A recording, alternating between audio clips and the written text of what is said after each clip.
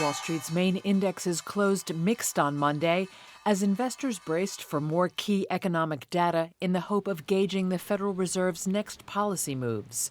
The Dow dropped more than 1/3%, the S&P 500 was unchanged, and the Nasdaq added 0.2%.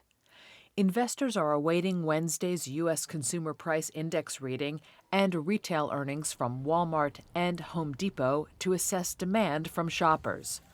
Those will be followed on Thursday by July retail sales figures, which are likely to show marginal growth. The data coming in right now is really important to the Fed. Will McGough, director of investments at Prime Capital Financial, believes the central bank could and should issue what he called an emergency rate cut before its next policy meeting in September. So we're sitting here with the Fed at 5.25 to 5.5%, maybe giving guidance that rate cuts are coming, but not actually doing anything about it. When we have inflation that's normalized back to a couple of years ago levels, we're starting to see unemployment measures tick up a little bit. So to me, the Fed needs to take action and get on board with what the data is showing, that rates need to be lower. Money markets are still evenly betting on a 25 or 50 basis point cut in U.S. interest rates in September, according to CME's FedWatch tool. Stocks on the move Monday included Starbucks,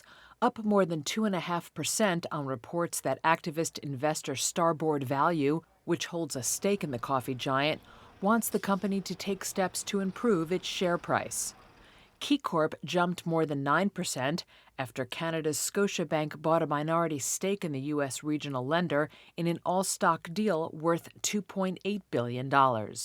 And JetBlue plunged more than 20% after ratings agencies S&P and Moody's downgraded the airline after it unveiled plans to raise more than $3 billion in debt.